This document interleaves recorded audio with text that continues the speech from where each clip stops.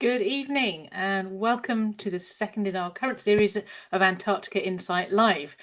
Tonight we're going to be exploring all things gastronomic in Antarctica. My name is Camilla Nichol and I'm the Chief Executive of UKAHT, and it's great to be with you all this evening. It's great to see the audience building. Please do share in the chat where you're from and any questions you might have. So with the festive season just around the corner, we will be exploring the story of food in Antarctica, something that we'll all be thinking about, I think, over the next few weeks. So from surviving on dwindling supplies to conjuring up a festive feast from a few tins. We'll talk about the many food-related artefacts that can be found across historic sites across Antarctica and those that we look after, and explore creative menus from the archive and discover what happened when food supplies run low.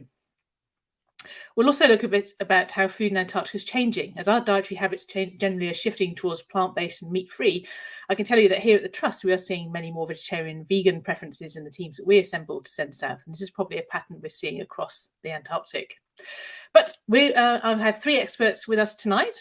So with me, we have three experts in the very specialist Venn diagram that is Antarctica and food. We have Henrietta Hammant, a postgraduate researcher at the University of Reading, whose specialisms include Antarctic exploration and museum anthropology and ethics, and who can offer some insights into Antarctic food past. Hi, Henrietta. Good to see you. Yeah, it's great to be here. Thank you for having me. We also have Wendy Trusler, an artist, designer, and co-author of the Antarctic Book of Cooking and Cleaning, a book which reveals the challenges of cooking in Antarctica with limited ingredients and equipment. Hi, Wendy. How are you? It's good to have you. I'm fine, thanks. Thank you so much for having me.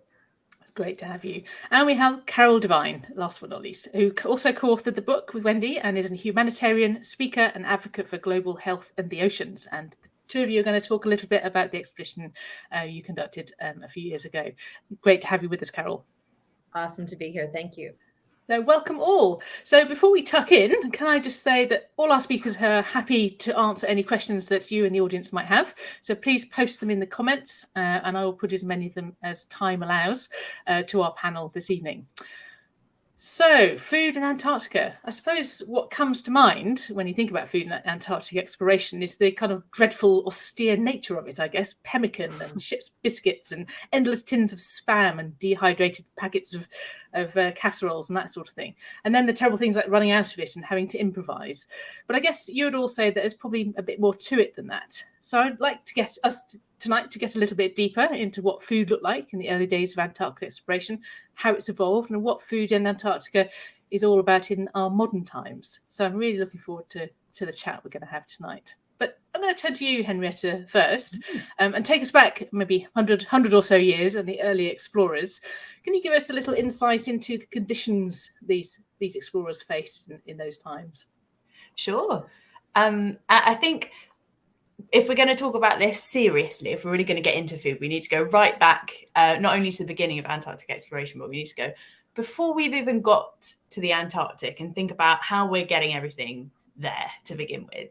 And that's maybe one of the most one of the biggest logistical challenges that these explorers kind of first faced. So getting the food from wherever they're going, often in the northern hemisphere, all the way down to the Antarctic. And that includes everything. You know, you're looking at your food, often they're taking fresh water for the journey, and you've got to think about the kind of feed that you're giving to your animals, and that often was a stumbling block. So on the Discovery expedition, for example, Scott's first expedition, some of the dogs' food became contaminated as they were moving through the tropics, and that had serious implications later on for how well they were fed and how well they performed.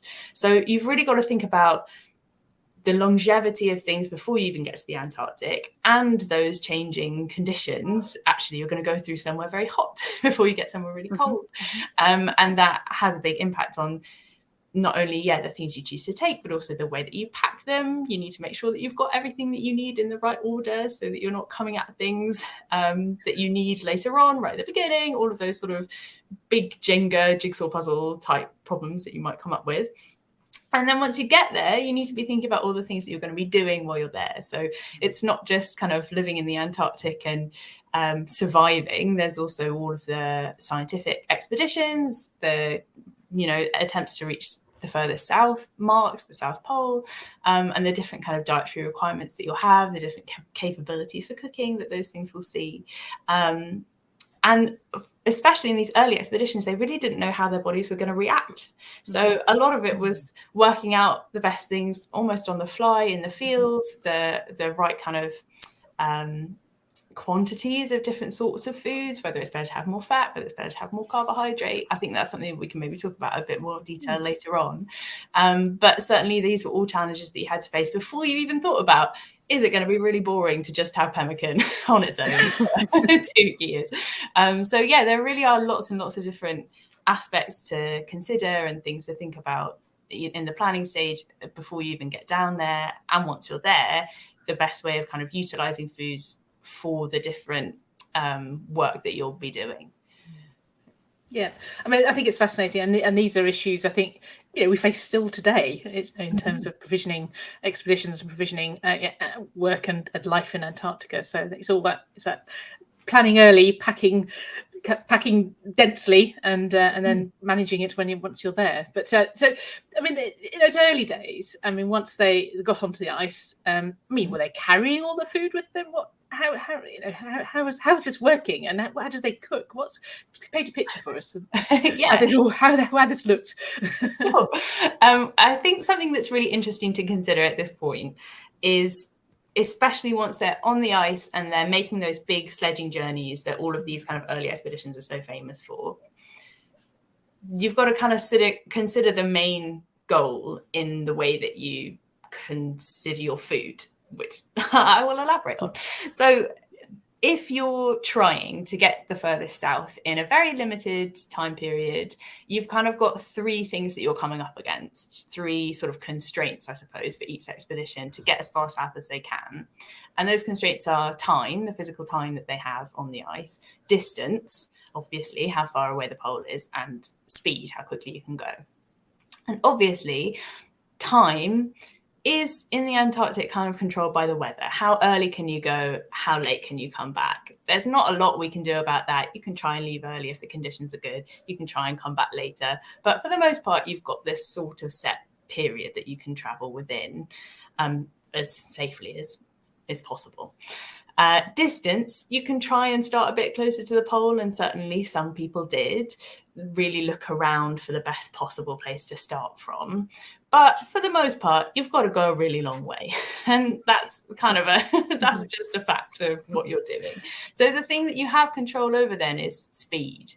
And speed can be based on how effective your sledging equipment is, how slippery it is on the ice, how easy it is to drag. But it's also really made up of how strong you are and how quickly you can move and how long you can keep moving for each day. And all of those factors are held up by the foods that you're eating. So just as a kind of quick way of explaining how important food was, it really was the thing that enabled all of these expeditions to take place, not just because people need to eat to live, but also you need to work out the best way to eat in order to achieve the goals that you want to. So that's kind of our fundamentals. We need to have food that is light enough to carry with you, is kind of concentrated and as nutritious as possible in kind of as denser form as possible. It needs to not have a lot of water in it because that's just kind of dragging frozen weight that doesn't really do anything good for you. That is something that you have plenty of in the Antarctic. Yes, it's frozen, but once it's been melted, you have plenty of water. And it needs to be, really kind of nutritious, easy to prepare, and tasty if you can, but it's not going to be the highest priority most of the time.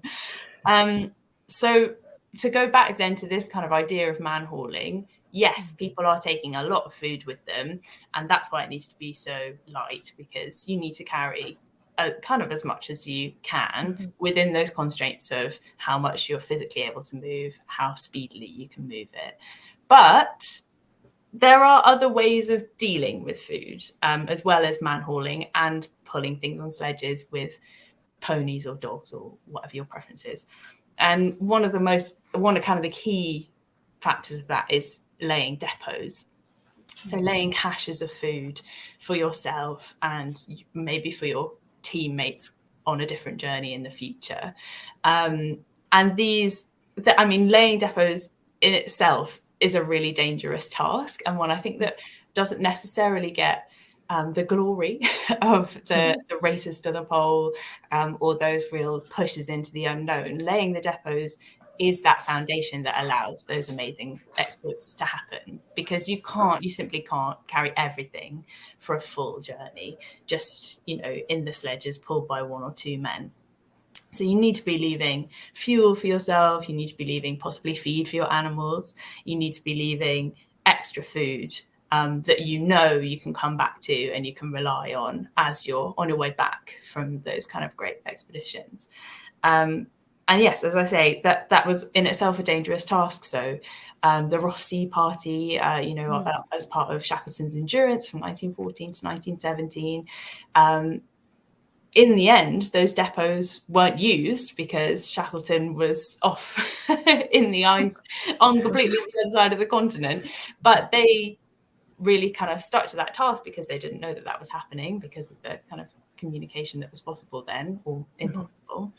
And so they laid these depots in the expectation that Shackleton would be coming through to them and that they would be the lifeline that he would need in order to cross the Antarctic continent.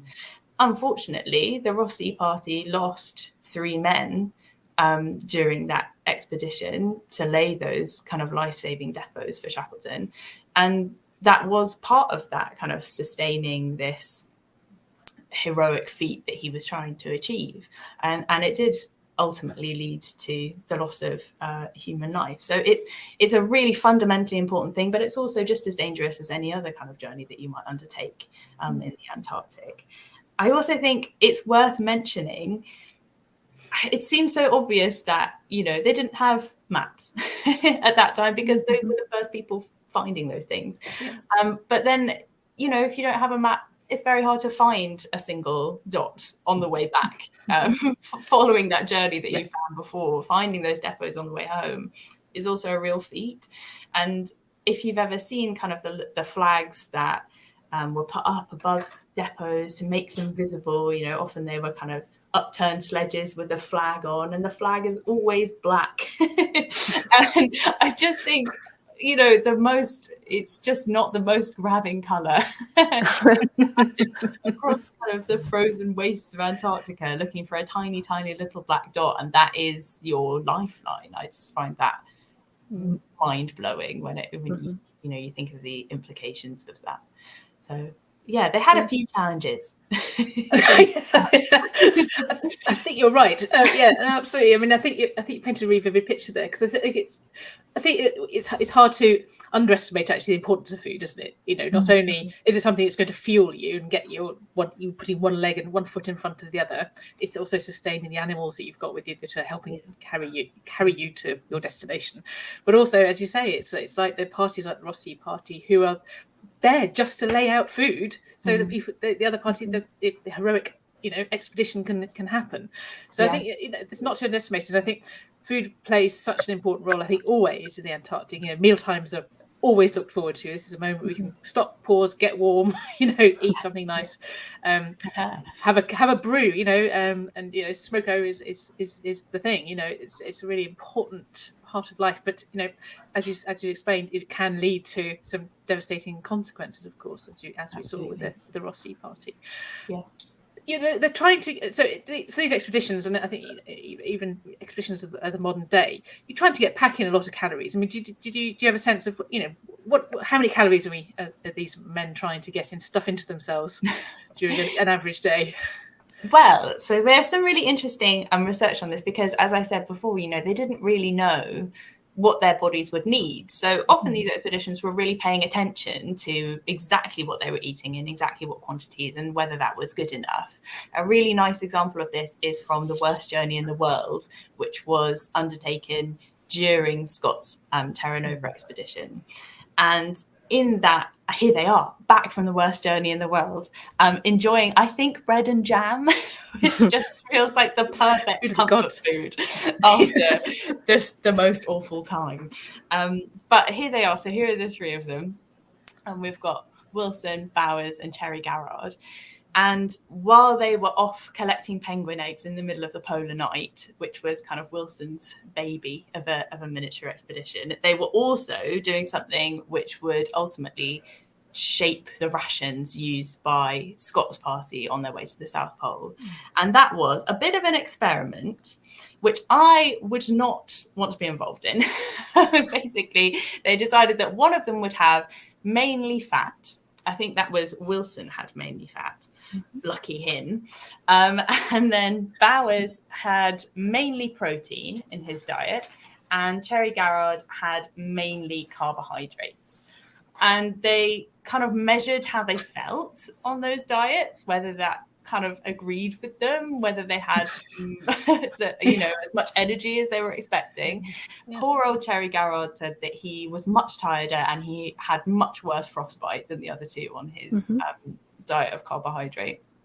And eventually they kind of evened it out and decided that actually if he had some of the butter from Wilson and Wilson had some of his biscuits, then they were about the right level. So it was they weren't set in stone on those levels, but they did really move them around, and it was an experiment to see how best they could do it. And afterwards, Cherry Garrard said that he really thought it was kind of the best sledging ration that had been come up with. So it was based on butter, pemmican, which is that classic of early polar exploration. So it's meat kind of embedded in fat, and it has its origins in indigenous North American foodstuffs, but that's basically what it is.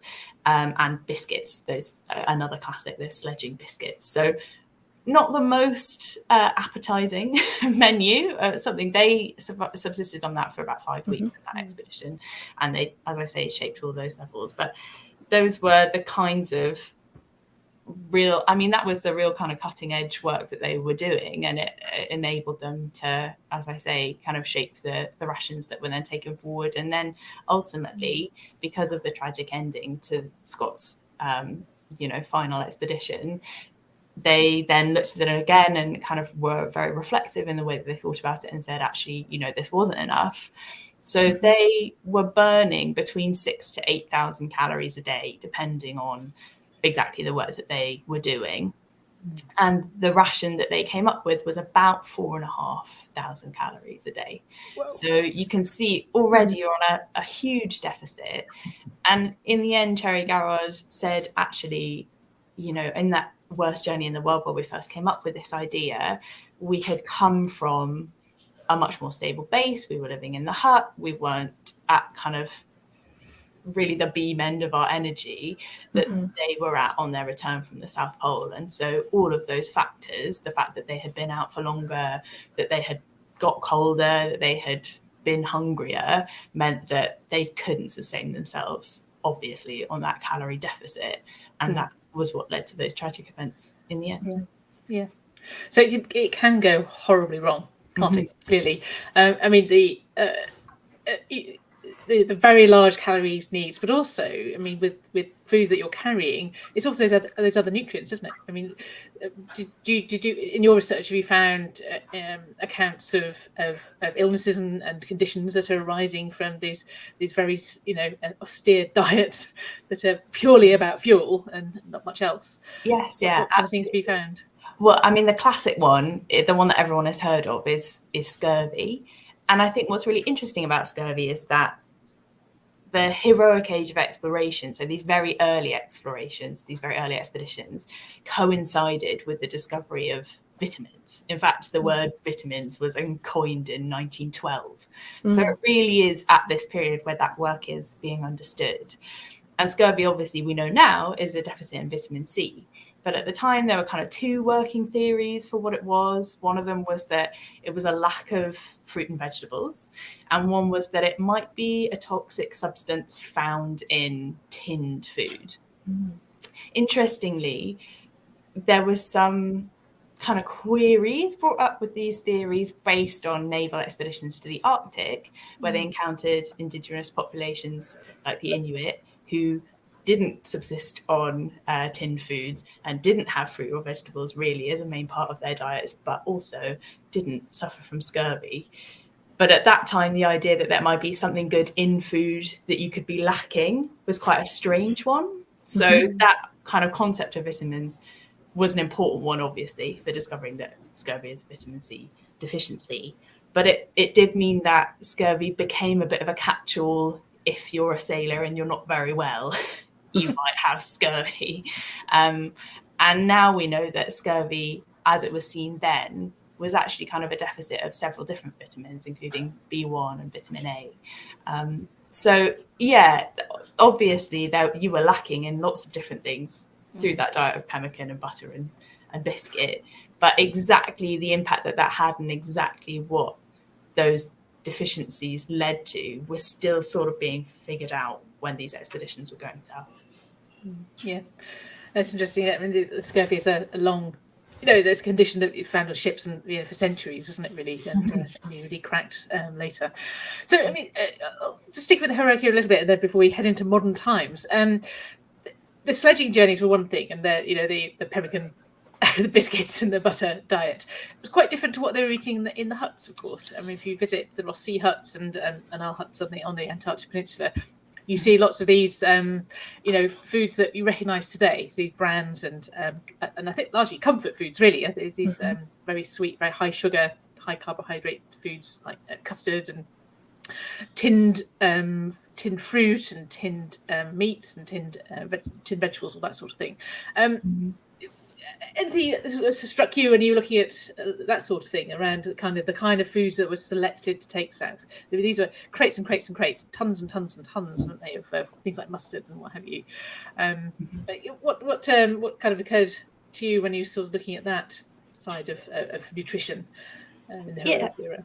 Yeah, I think it's important to remember that food, and again, this is something that we might touch on a bit more specifically later on, but food really is both a problem and a pleasure at this time. It has to be where you get your enjoyment in many ways. And so there were kind of lots of spices and powders and things that you could add to your very boring base meals to make them more interesting, and sugar and raisins and plum puddings is a real kind of ubiquitous thing that came about in these expeditions. And as well as that, there were also lots of things based on companies giving things to Antarctic expeditions in order to use them as advertising. So there's a really nice photograph, I think, from the Terra Nova expedition where someone's sitting on a crate eating baked beans out of a tin. And there's Lyle's golden syrup, and there's Lipton's tea, and there are a lot of, really well-known brands that Marmite here that we still eat today. So yeah, they did have to provide that kind of grounding and that feeling of home, as well as being something that you could add to something less interesting or less delicious, or to make it more palatable and to make the fact that you were there for years at a time more bearable. I think also the baking of fresh bread, that's something that often, that lovely photograph that we just had, and there's a great photograph of Clissold baking fresh bread in one of the very early huts, and that must also have really felt that kind of connection to home, and like them coming back from the worst journey in the world and wanting bread and jam. It's these things that that emotional kind of sense of comfort, as you say, or familiarity that must have made a really big difference. Yeah, absolutely. I think baking bread is, hopefully, Wendy, Carol, you're going to also probably reflect this, but the baking bread, certainly at Port Lockroy, with our team down there now, is very much a thing. It's something that it's not a food stuff you'd send down in provisions because it's mostly air, but you certainly send down the raw ingredients. So you can make bread, and actually a lot better thing to wake up to than if somebody's baked you a loaf of bread. So it's certainly a big part of life at Port Lockroy. So I mean, so those brands and things, those tins and things, are something we see very much in the huts that we look after, the ones from the kind of the beginning of the modern era, so from the 1940s, 50s, 60s. So the huts we look after, these, the photographs here. So these are the kind of things we find on base, and I think they reflect a lot of what we've been talking about. Really, is those foods that maybe add flavour, they have high kind of volume density, so that in terms of transporting them, there are brands that are really recognisable. But the key really is that these things were selected and sent months in advance, and then deposited at the bases and delivered there, and then maybe had to have been used over 2 or 3, 4 years. I mean, certainly some of the heroic expeditions were long. We certainly supply for enough for a whole year. We don't have a team there for a whole year, but we make sure there's plenty there. So I think these echoes that come down the generations, I suppose, is really interesting, and see how the same foodstuffs and the things that people pick to take with them still persist. Wendy and Carol, I'm going to turn to you. You were down in the Antarctic in the late 90s, is that right? So much more up to date Yes. in terms of what you were doing down there and how and things you ate. I'm fascinated to hear from you a little bit about what you were doing down there, and we can explore a little bit about what emerged, what you ate, and the book you wrote. So please tell me why were you in the Antarctic in '96? Maybe I'll jump in. Thank you, and it's so Please great do, to have the history piece. So, just to set us in that moment in time, 1995, 96, the Antarctic Protocol, and the Environmental Protocol. Sorry, the Antarctic Treaty was in place about this is a place of peace and science. The Environmental Protocol came into place saying the researchers and the tourists, this is a place for humankind. That's been agreed. But we need to also make sure we're taking care of the environment. We were understanding oceans better. We were understanding oceans are not a garbage can. Land is not a garbage can. There's no good place for garbage. So quickly, our expedition was about, giving life to the environmental protocol and having the first civilian cleanup expedition. So we kind of shopped around for research stations who were willing to have civilians come and help clean up the garbage. Now, the idea wasn't to really totally clean it up, but it was symbolic, and there was definitely removing garbage helps. But when we found, the Russians said yes to me when we asked who would have a group of civilians help clean up. The Russians said, well, you need to bring your own cook. So food from the minute that it began was so essential. And then I thought, where on earth am I going to find a cook who wants to go with no reconnaissance mission to cook for people who we don't know who are coming, the place we don't know what it looks like? And it was Wendy, and one person many people recommended Wendy to me, and then she'll finish the joke, which is I was actually the only person who applied for the job.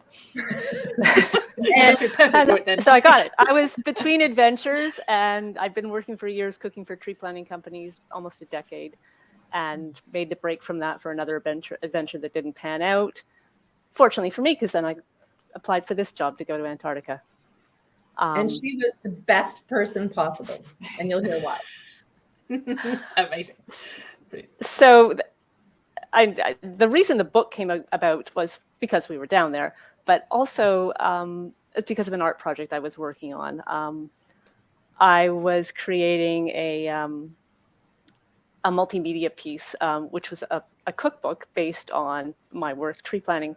And I remember that a point in the interview with Carol where there was a map behind her, and it was of Antarctica, and King George Island was off to the side where we ended up going. And she told me that there were, I can't remember how many, there were so many bases on the island within walking distance of the Russian base that we were going to be on. And it came to my mind. I said, well, you know what? I'm going to collect recipes from all those bases and incorporate them into the project I was working on at home. So that's where our recipe collection came from, and partly how cooking became such an important part of our time down there. Great. So quite a different era to the one we've been talking about with Henrietta, of course.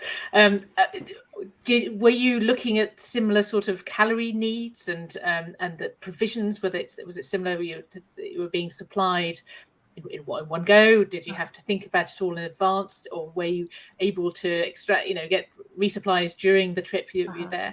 Paint a picture for us about how food was managed, I guess. I would say that our expedition is embarrassingly posh compared to other expeditions. We, the people I was cooking for were tourists. They were paying to come down there, and they had some expectations. They were coming off a ship, so they had 5-star expectations to a certain point, certain degree.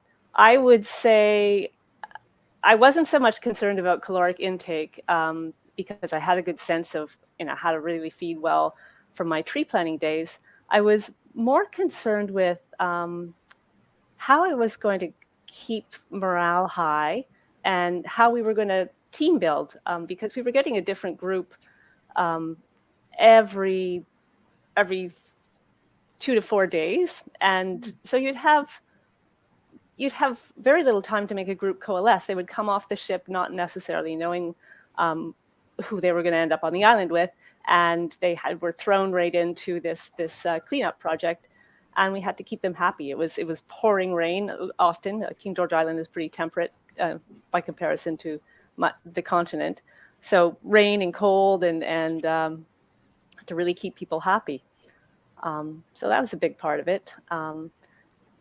Yes and no to provisioning challenges. They were not the same as setting up depots, but we were reliant on the mercy of a ship. So I did. I placed my order. This is kind of a long story, but it's fun.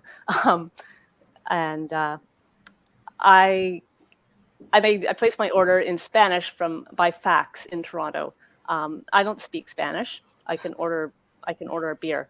Anyway, so our main order, the pantry, the dry goods was to be delivered to ship and go to King George Island with us. A second order, our produce and things was supposed to come about a week later, after we'd set up camp, before the first eco tourists arrived, so that I'd be up and running. And then we were supposed to have subsequent fresh orders every 2 weeks.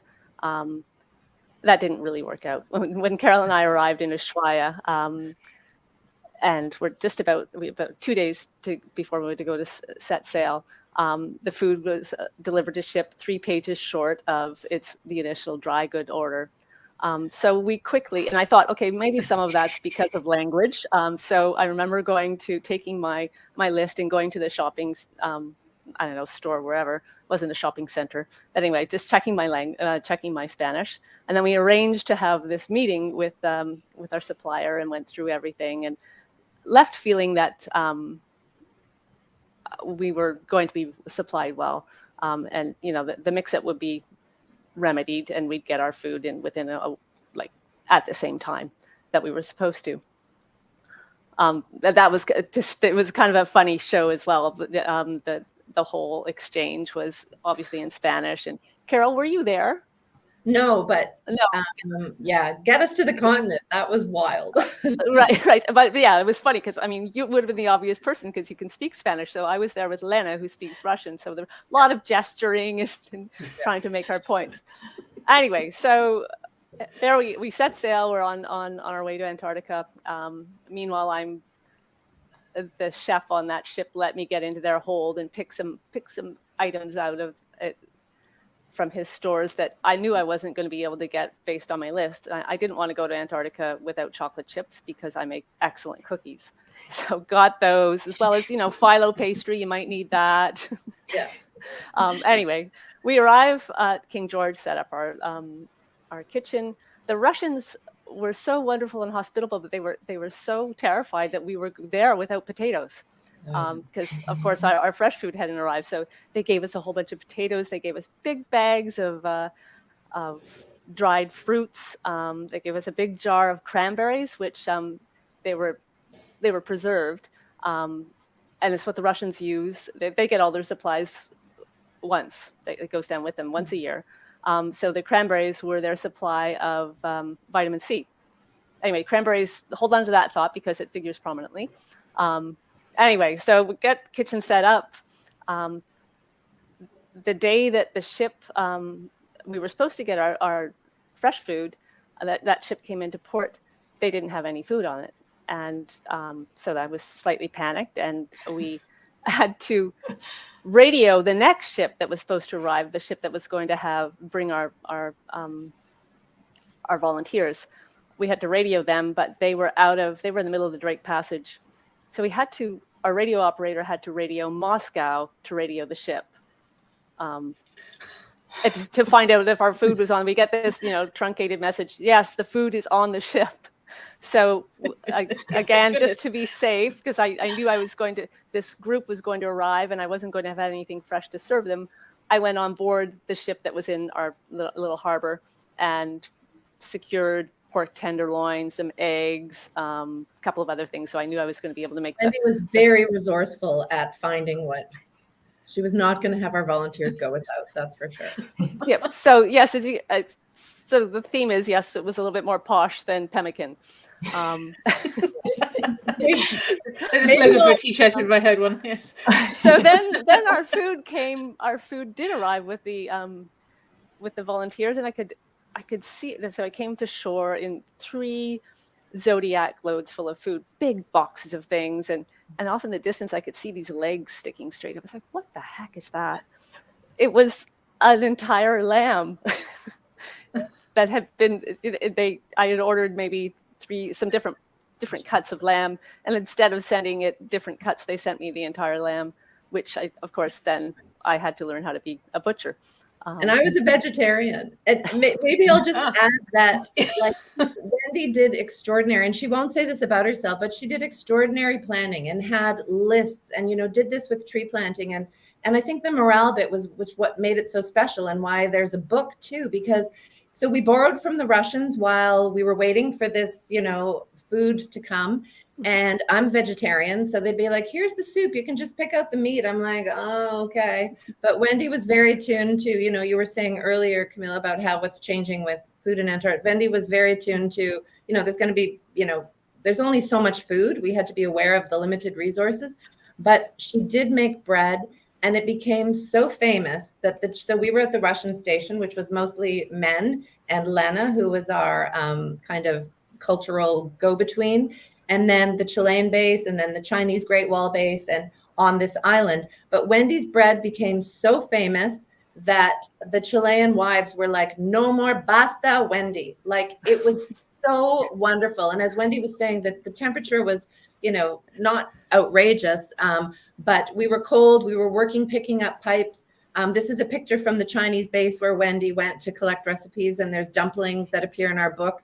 And our book really tells the story of how we ate, and food is the vehicle, but it's a cultural history story. It's also a story about how precious this continent is and how we have to share resources. It's a metaphor, but it includes recipes that Wendy collected, and the stories of like how she did so much with so many of the cranberry donations, cranberry fool, and the chocolate chip cookies that's described as like the size of a hockey puck that kept the team going. And I have to say, I think the rest of the book has like 42 recipes, Wendy, that were her recipes, family recipes, but also recipes that she'd collected from the other stations, and even some of the volunteers. So food was, we said, if it wasn't the first thing on your mind, it really should be. I think that's right. So I mean that kind of reflects, doesn't it? I think the experiences throughout, actually, because the publications that were produced during expeditions like Aurora Australis and South Polar Times all had recipes and menus and things in them, and even up to a more modern era, Fit for Frid, which is a book of recipes and things about the scientific era. So these kind of food is so very important, and I know even at Lockroy they do jot down their favourite recipes and how they get creative with tinned curry and that kind of thing. So it's very important. I think this kind of I think food as language, food as communication is about, this is my experience. You could maybe let me share that with you. So I think that's a lovely echo, I think, in terms of your book of what the experiences past. I mean, Henrietta, is there anything have you looked at these Explorer publications? Have you seen menus and recipes in those that have jumped out at you? Yeah, definitely. There's menus was a really big thing, having menus for specific dinners was a really big thing in sort of Victorian Edwardian era in England, Britain. And so having them printed or made specially for, you know, the midwinter feasts, the Christmas dinners, was a really important part of, you know, coming together. Any excuse for a party really is the theme in the reading, I think. So this is Scott's birthday dinner. So there he is at the head of the table. Everyone's sledging flags up to decorate. But really, I think birthdays were one of the most kind of normal celebrations that there were.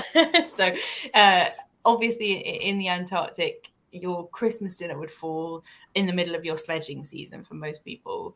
And you couldn't really give up masses of time. You couldn't really take huge provisions with you to celebrate on the ice. And so often, well, in fact, the kind of origins of the midwinter feasting was just a pushing back of Christmas until the polar night, which would be for us in the summer months.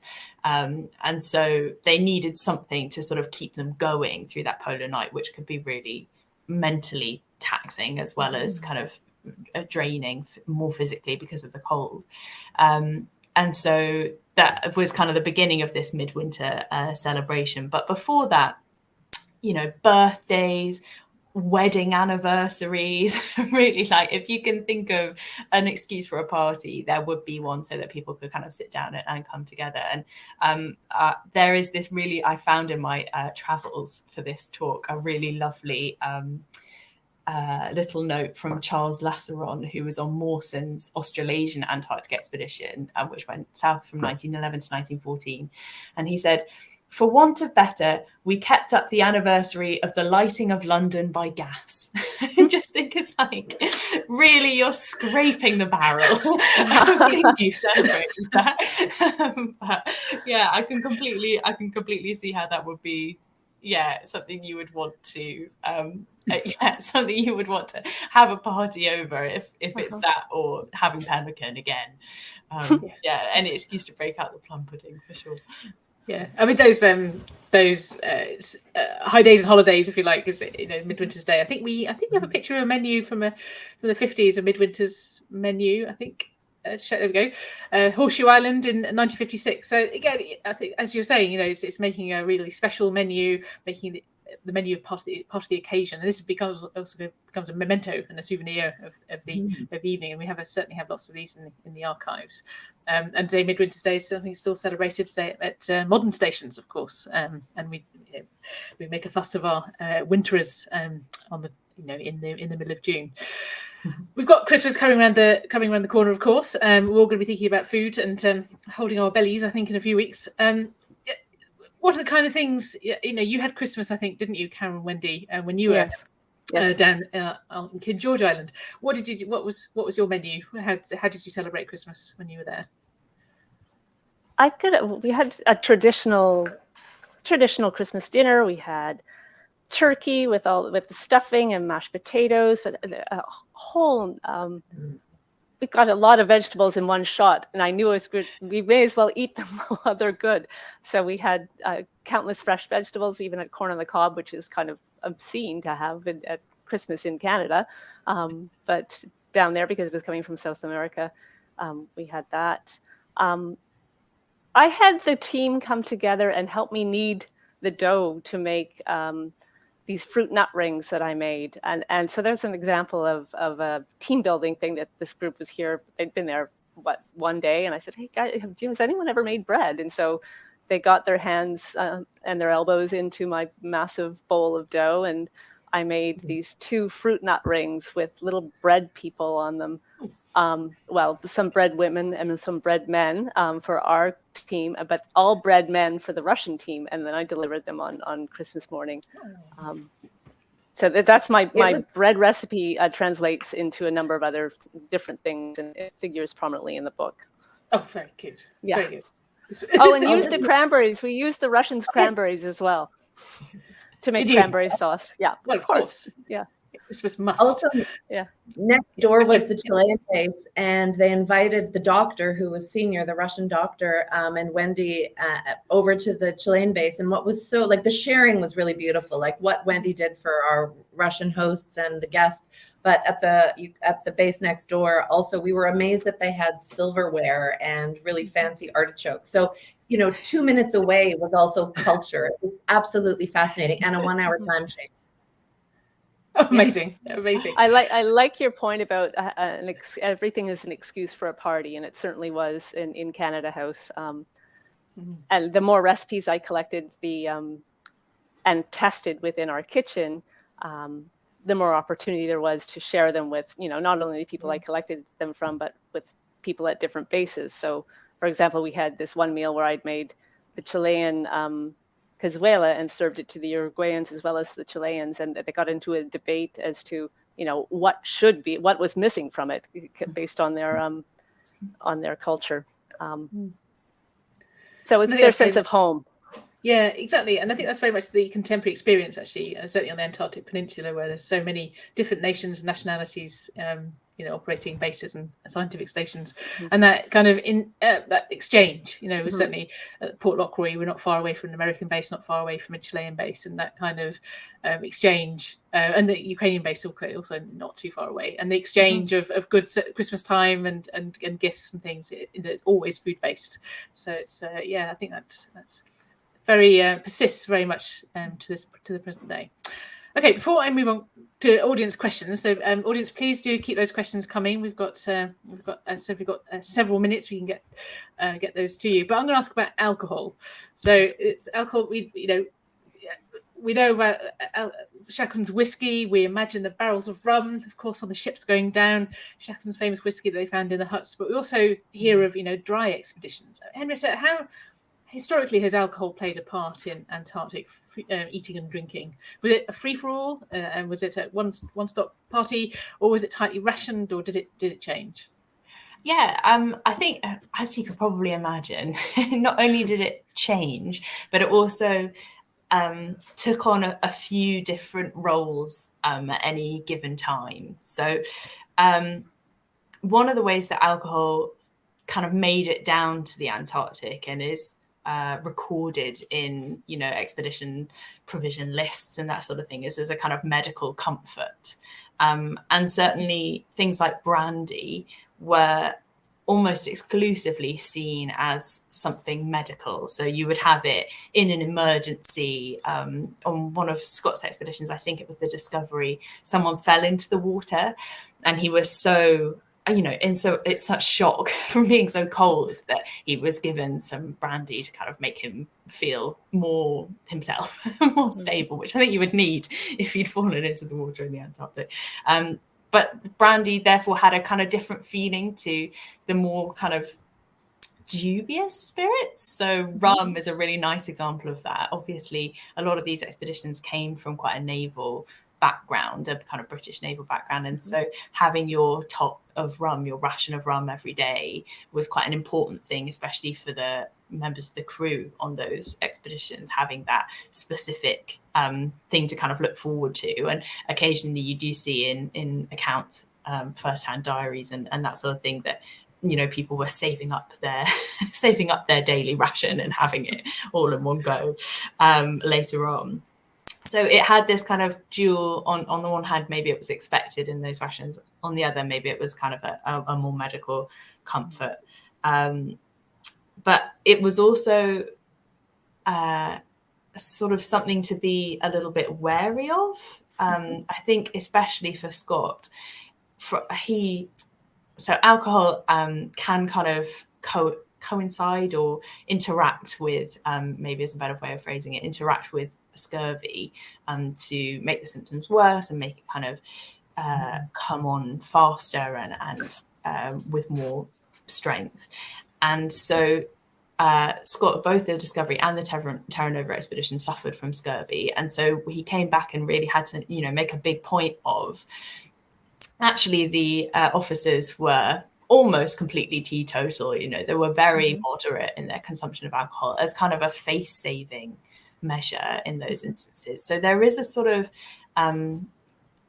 almost like an ethical underlining of the way that alcohol was used, and there was, you know, a kind of a self-control that was put upon those expeditions to make them seem like they were being good, sensible, Victorian heroes who didn't partake in things like that. But I think the reality was somewhere in between, and there were these high days and holidays where, you know, these expeditions took champagne with them, and they took liqueurs to have at Christmas, and they did have these things in their lists. But there was also a sort of, well, we won't necessarily tell everyone, and that was quite a usual thing in the recounting of expeditions, that you could kind of temper the things that had happened and write your own story a little bit. So yeah, it's quite an interesting, the way that it's progressed, and I think it probably stood somewhere in the middle of all of those ideas.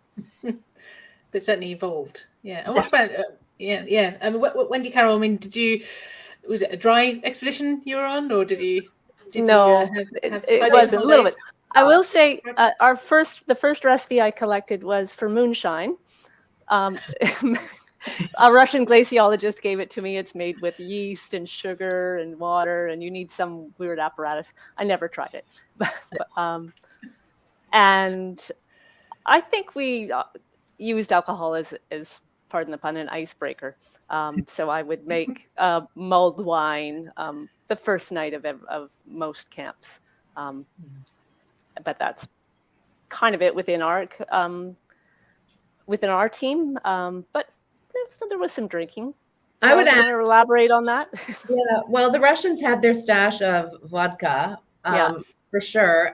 But also there's this bird, the skua, and I know many of you online are Antarctic polar folk, and it's a scavenger bird. But we would joke that Wendy was a skua because sometimes she'd go out to a ship that was dropping volunteers, and she'd come back with this like big bottle of like Piat d'Or, like not great red wine. But yeah, I mean, certainly, and also we wanted to be careful about it. Like nothing really bad happened, but we did have a few. We're like, where's the doctor? They're like, or where's the somebody? And someone on the Russian scientific team had too much the night before. But there was definitely I hear what Henrietta's saying about there had to be caution, but there was some around.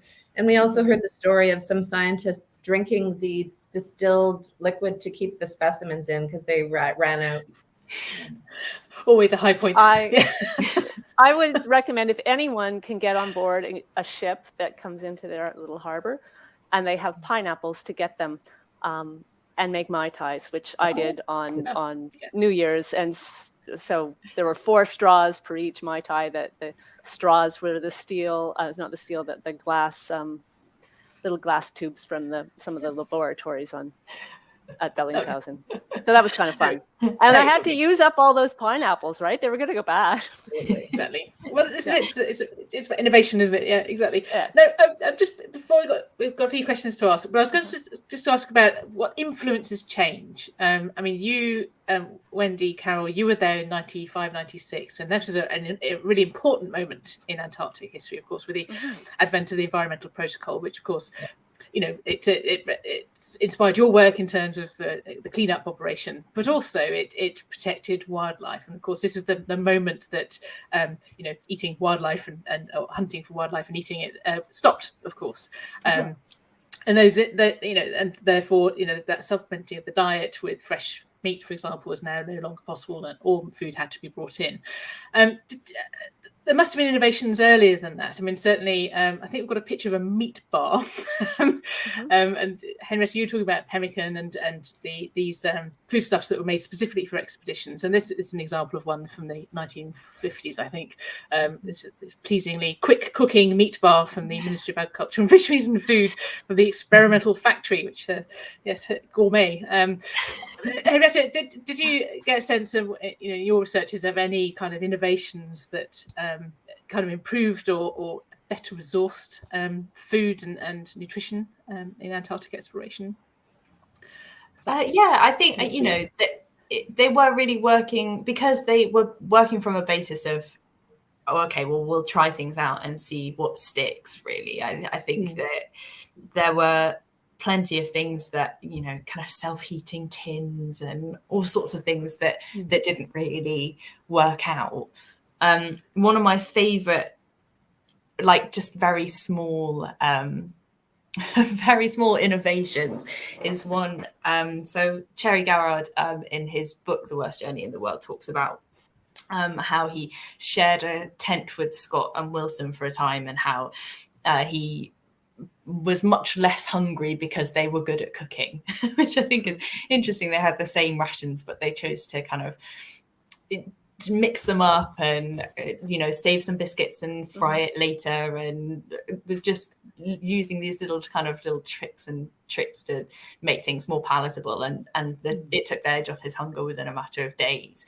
But something that he innovated, which I wish had caught on because it sounds right up my street, is something called Teaco.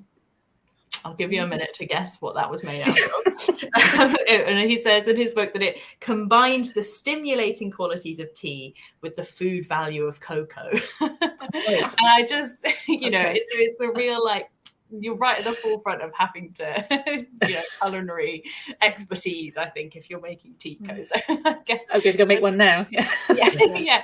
It's that element of, like, just trying and failing and seeing what happens is something that absolutely. Always and I suppose the other big shift that's what's happening, and I sort of alluded to it before, is kind of the advent of plant-based, a much greater plant-based diet, and the more vegetarians and vegans. And you know, so during our recruitment of the teams that we take south, in the 8 years I've been involved in the Antarctic Heritage Trust, we've seen a significant move from, you know, much greater proportion of vegetarians and vegans who are now applying for these roles. So I'm going to put to you, Wendy. What would you recommend? You know, how could you have any tips for creating a great menu from tinned and dried foodstuffs to make something delicious, nutritious, and vegetarian in Antarctica? I don't think it's. People are probably going to shoot me. I don't think it's that much of a challenge. I mean, we took an awful lot of dried food down there as well. Now we have the benefit of freeze-dried food. We didn't take that. Freeze-dried vegetables and things. As long as you're aware of creating complete protein and combining things, combining your dry food, the beans and rice together make a complete protein. Lentils in any are like, they're not only complete protein, but that you're going to get all your fiber there. I think a way to make it palatable is travel with it. So take spices from different countries and say, hey, tonight we're having lentils from such and such place, or tonight we're having tomatoes and freeze-dried tomatoes and rice from Mexico, or that we'll call that Mexican rice, or we'll have rice and vegetables from Italy and call that why did I just forget what we call that? Risotto or paella from Spanish. So just Spain. So be creative with your spice mixes, and know that these basic ingredients exist in every culture, right? You just switch them up with your spices or the way you prepare things. And on the point of innovation, I just read recently that they're using a lot of hydroponics at different bases to grow vegetables. It's not the first time things have been grown in Antarctica. I read that on the Discovery mission, the botanist there was trying to see whether Antarctic soil would support life, and he did. He grew watercress and mustard greens, and so that to a certain extent fended off scurvy for that expedition. And then about 40 other experiments occurred between that time and when the Madrid Protocol came in and said, no, we can't do that anymore. And that's when you started to see hydroponics happening. The Korean base, I know, which is on King George Island, can produce enough greens for everyone to have a salad once a week, which is not so bad. I made my Wendy salads with asparagus, tinned asparagus, and we had some avocados that lasted for 3 months, and the last of our avocados and tinned asparagus and balsamic was delicious. You made a wicked vegan borscht too from so much of the Russians' beets, and vegetarian for me. So yeah. So the tip is go international. I think. Yes, exactly. I think And yeah, play absolutely. with this Yeah. sense of home, right? It's Yeah. as you say, talk to people through food. Exactly. Okay, we've got just a couple more minutes. I think we're going to take some the questions from the audience. So thank you very much for those. Could we see the first one of those, please? Okay. Please, could you provide some information about the food used now during 21st century expeditions? Okay. Yeah. Can anybody here comment on that, or do you want me to? Yeah, go for it. Yeah, I mean, we don't have a specialist on that subject on our panel tonight, but certainly there's a lot of innovation. I think you're talking about the dehydrated foods, that vegetables and things, and I think certainly a lot of the 21st century expedition foods now are based around those, and they're very scientifically, I think, concocted. Yeah. But one of our colleagues is a former expeditioner, and I'll maybe see if you can put some comments in the chat later on that specifically. But certainly, I mean, when we supply Port Lockroy, which is less of an expedition, but certainly it's a long season, we certainly put together quite a big shopping list, so sort of £2,000 or £3,000 worth of Tesco and what we try and do is create a mixed diet of all the things you're talking about, Wendy. So those basic foodstuffs which you see in every cuisine, but you can mix up and make something interesting with. But it's that high density, minimal amount of water and air in the container, so you can get as much down there as possible in the minimum amount of volume. But it's trying to make it delicious and trying to make it so that there's enough nutritional value in there that if they don't get fresh fruit and veg supplied by ships, which they do, but assume they don't, they can still have a really varied and nutritious diet. Here's one of our team members from a few years ago baking bread. So again, really important from our team, certainly down at Lockroy. So, but I think every year we always get great stories of the kind of things they've done for Christmas dinner. I think one of my favourite ones was they had a tinned ham and they carved it into the shape of a turkey for Christmas dinner. I don't know if that's not innovation, I don't know what is. Okay. Another question, please. There you go. And would you mind outlining the resources you had for cooking and baking, e.g. the type of stove and refrigeration? That's probably for you, Wendy.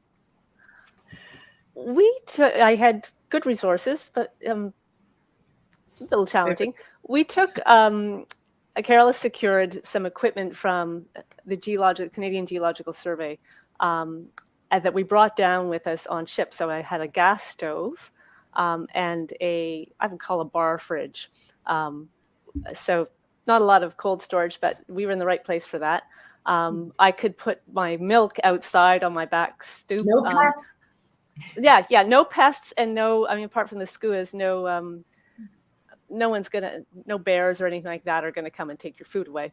I kept my, I made a cold storage in the little shed that we've seen in the picture behind Canada House, that I had the guys clear out all the mechanical equipment, and I made a nice cold storage there. My freezer, on the other hand, was about a 15-minute walk away on the Chilean territory, so I had to take a knapsack, go down every day, fill out, take my stuff from the freezer. Really not much of a hardship, but and as I started to go through things in the cold storage, I had to monitor the food quite carefully so that there wouldn't be spoil, because I had to make that food last for 4 months. So I think sometime when we were there, we arrived mid-December. Around mid-January, I had the team bring everything in from outside, and we took everything out of the boxes, put the things that are kind of on their way out in one pile, and then we took the things that were still safe and wrapped everything in paper and put them back in the boxes with a little bit of space in between them, and then so that kept the moisture away and protected everything from bruising, and we got a lot more time out of them. The things that were kind of spoiled, then I would just cut off the bruised part and prepare it into something that could be frozen. Because of course, there's no way, you can't generate waste, because all waste has to be removed. And of course, you were there in order to remove waste. So and that's even today, you've got to think about what the packaging is. Do these things come with their own skins on, and that kind of? Can you eat the skins? Can we minimise the amount of waste that we're producing? So I suppose that was the same for you. Yeah. Eat every scrap. Funny story. There was a little bit of sliver of light that came through the wall of my shed, and I walked in one day to get cabbage to make a coleslaw or something, and I noticed that there was a little sprout coming out of the top of my cabbage, and that little stream of light had just touched the cabbage, and it was growing, breaking the protocol. Indeed, yes. Yeah. Don't tell anyone. It looked so beautiful. I put it it was a centerpiece on our table before it then became dinner. Exactly. Brilliant. Thank you. Next question, please. Time for a couple more. Here we go. Historic one. Here we go. On the expeditions around the Scott era, did they have anything specific to avoid scurvy, and also any other diet deficiencies that they knew of at the time? Mm-hmm. They did. How effective that was is another question. So they, as I said, they kind of had these main theories about what it was that caused scurvy, and it was picking up a kind of acceptance that it was something to do with fruit and vegetables around this sort of time. Generally, it was accepted that it was a vitamin C deficiency in 1920. So that's just kind of coming to the tail end of the heroic era. And obviously before that, there had been all of these kind of naval expeditions that had similar problems. And so, hence the name, they had lime juice in their provisions. And that's where the kind of limeys word comes from. Really? They had this lime juice in their which is awesome, in their provisions. But the thing about the lime juice was, unfortunately, I think they'd switched from having a lemon juice to a lime juice, and the limes had been grown elsewhere, and they had a lower vitamin C content. And then the way that they were treated in order to get the juice, the concentrating and the heating, basically broke down any vitamin C that was left. So they were so close to being there, but because they didn't have the understanding of what vitamins were and where they came from, really, it kind of meant that they thought that they were doing good, but in fact, it didn't really help. Oh, close but no cigar. Yeah. Great, thank you. One more question, please, if there was one.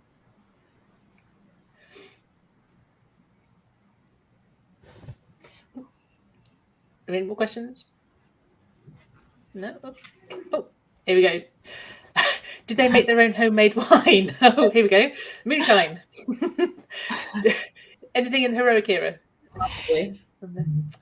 Not so far as I know, although I will be really interested. I'm sure there's someone in the comments who has an idea about that. But I think they took so much alcohol with them. Actually, a lot of the alcohol that was kind of a medical comfort or was written down for medical usage was reappropriated for other things later on. So I'm not sure how much need they really would have had to make their own alcohol, because they did have a lot with them. You know, the kit lists say brandy and whiskey and champagne and liqueurs and beer and port, and you just think, okay, like the party's planned. See where this is going. Yeah. Indeed. I suppose it may be more for recreation than anything else, but it sends out my shopping list for the supermarket next weekend. But anyway. And what about you? In the more modern era, because you visited quite a number of stations on King George Island, where there you mentioned moonshine before, and we know at Vernadsky, the Ukrainian station, they have an annual vodka that they make each season with a different flavour. Did you come across any other homemade brews or things like that when you were? Didn't come across any homemade brews. We found some deviations on cocktails based on what was available. For example, the second recipe in the book, which is for pisco sour, which is typically made with cachaça. I got the recipe from the same glaciologist who was Russian, and so he, they don't have a lot of pisco or cachaça in Russia, or certainly on the Russian base. So they made it with whiskey, which is equally delicious.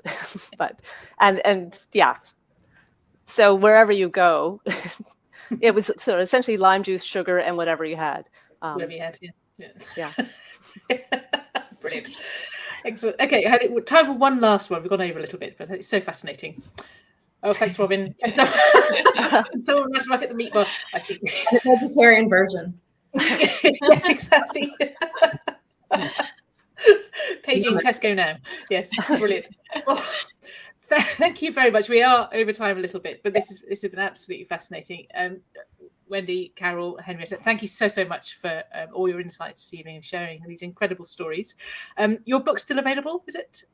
Wendy? ask HarperCollins to reprint it. It was. Oh right, okay, fine. I know there are 4 copies available at the Art Gallery of Peterborough in Ontario, Canada. So you can call them. As a Kindle. Form an orderly queue. Yeah. It's available as a Kindle, and I just want to share break bread together. It was a great lesson that Wendy shared with us. So, yeah. Oh, brilliant. Well, thank you so much. It's been a real pleasure talking with you tonight. Thank you.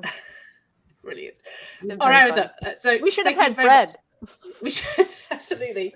Thank you to you for all your expertise. Thank you to all of you in the audience for joining us tonight and for sharing your questions. I hope you've enjoyed it as much as I have. I've certainly gone on for another hour easily. Let us know what you thought about tonight. Put it in the chat or share it on social media. We'll be really interested to hear from you. If you haven't already, and are also already a supporter of UK Antarctic Heritage Trust, please do consider being so. You can become a member. You can adopt a penguin, which is a perfect gift for Christmas, and you even just got time to do your last bits of Christmas shopping with us online. So please do consider doing that, because every penny helps us protect heritage in Antarctica. There's links in the comments, I think, and on the screen. Our next event is going to be in the new year, which is on the 24th of January. We'll be looking at Antarctic architecture, particularly prefabricated buildings. So we're talking about hand-built heritage. So please don't miss out on that one. We've got some great experts lined up for that. So please join us again for that one. You can sign up from the link in the comments, and there'll be bulletins coming around on social and on our website in the next couple of weeks. But for now, thank you so much. Can I wish you all a very happy Christmas? Thank you for this great evening, and I look forward to seeing you in the new year at the next Antarctica Insight Live. Thank you and good night. Thank you so much.